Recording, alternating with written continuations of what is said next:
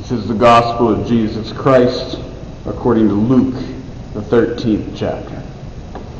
Now Jesus was teaching in one of the synagogues on the Sabbath, and just then there appeared a woman with a spirit that had crippled her for 18 years. She was bent over and was quite unable to stand up straight.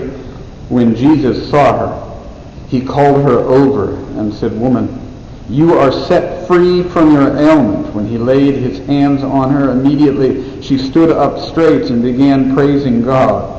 But the leader of the synagogue, indignant because Jesus had cured on the Sabbath, kept saying to the crowd, "There are 6 days on which work ought to be done. Come on those days and be cured, not on the Sabbath day." But the Lord answered him and said, "You hypocrites!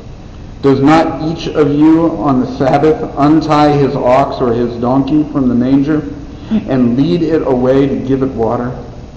And ought not this woman, a daughter of Abraham, whom Satan bound for 18 long years, be set free from this bondage on the Sabbath day?" When he said this, all his opponents were put to shame, and the entire crowd was rejoicing at all the wonderful things that he was doing. This is the gospel of our Lord. Praise to you, O Christ. So the first thing we need to know about this passage is that both rabbinical and priestly Judaism agree with Jesus. From the most orthodox to the most reformed, you would be hard-pressed to find a serious Jewish teacher that wouldn't permit healing on a Sabbath.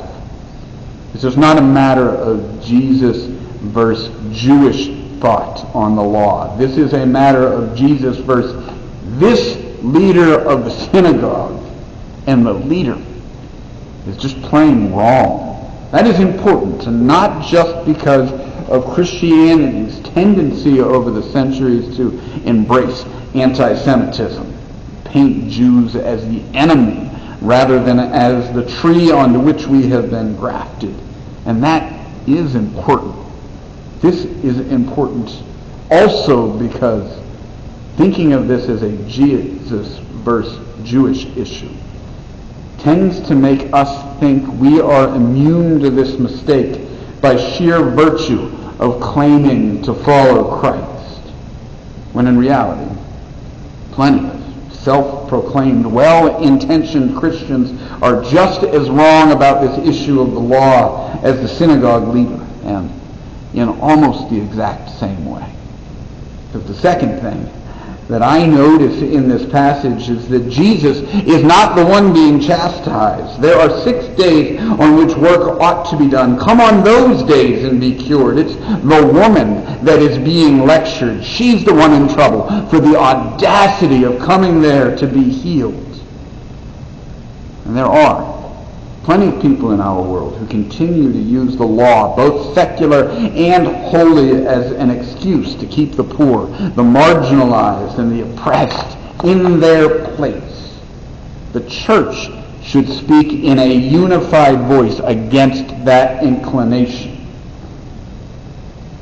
But I'm going to give the synagogue leader the benefit of the doubt right here. So I don't know what his motivation was, but I don't think most of the people in these pews to which I preach are motivated by trying to maintain some holy status over another. So it does no good to paint the synagogue leader as someone who does.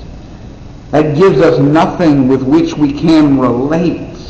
So let's take this leader at his word. He would have been happy for her to come on the following day. He might have even celebrated her healing, but today her suffering, her pain from which she never receives a Sabbath rest, today that was interrupting his holy Sabbath rest. Not just any Sabbath either. He's a leader of the synagogue. It's reasonable to assume that he is often the one teaching. And today he gets to sit back and listen to Jesus. Maybe he feels like he's learning something. Maybe he's enjoying himself. I am certain he feels the teaching and the learning is important. If he didn't think it was important, he wouldn't have been a leader of the synagogue in the first place. This woman is interrupting that moment. And he's learned enough to come up with a justification for why she shouldn't have done it. It doesn't matter that he's wrong. He found a way to make his annoyance with the woman seem righteous. And I think that's more relatable than some legal adherence to the law. Because in our heads, we know this woman is the exact reason there is a law. In our heads, we know that the law is meant to serve us and make us live together in a way that looks a little bit more like God's kingdom right now. In our heads, we know that our mild inconvenience is nowhere near as important as another person's great suffering. Most of us like to think that we've learned enough about God's ways that we would never put our own convenience above someone else's freedom from suffering. We'd never do that. But then we're stuck in standstill traffic with an accident up in front of the line. And just like the synagogue leader, we wouldn't dare say that the tragedy shouldn't be dealt with, but how quick are we to come up with reasons why we shouldn't be inconvenienced by it. I saw the ambulance leave 10 minutes ago. How long does it take to clear out a road? Couldn't they open up at least one lane? What hypocrites we are. If it was even one of our pets on the road, we'd want the whole thing shut down until they were safe. But a human life could be in the balance, and we find ourselves thinking about the appointment we will be late to. We know it's wrong, but we do it. The thing is, we've internalized that fact so much that many of us would rather continue in our own suffering than be a mild inconvenience to someone else. I have had actual conversations with people who are enduring the kind of grief and loss for which the church can often be the only true balm. Conversations with people who have been faithful attenders to church for decades before this moment of grief, and they have said to me they can't return to worship because they are afraid they'll cry, make others uncomfortable. And parents won't bring their children for fear that they will interrupt the rest of the people in the important work of listening to me. We've decided that the teaching of an intellectual lesson is more important than anything else we do here. And we are just as wrong about that as the synagogue leader.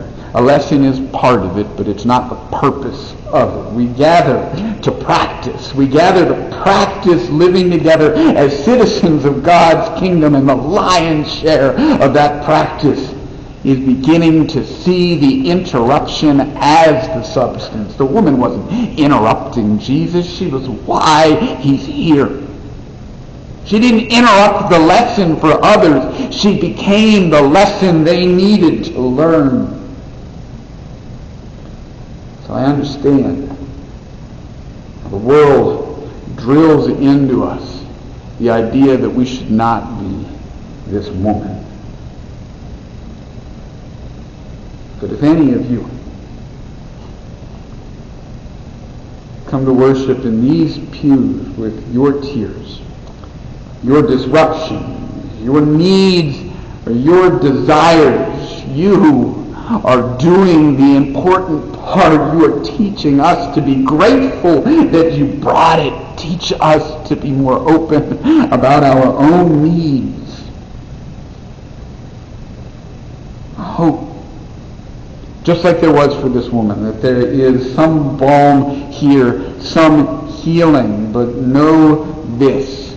You're bringing that to Jesus is a more important lesson for those of us who are gathered than anything I will ever say from this pulpit.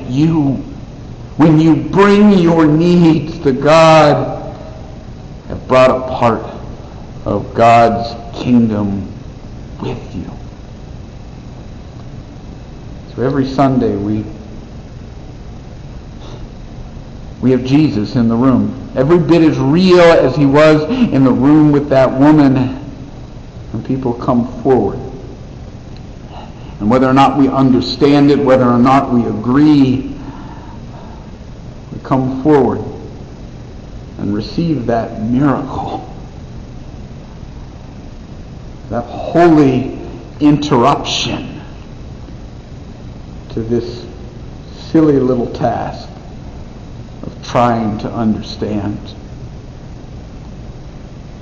May we see it for the magic that it is.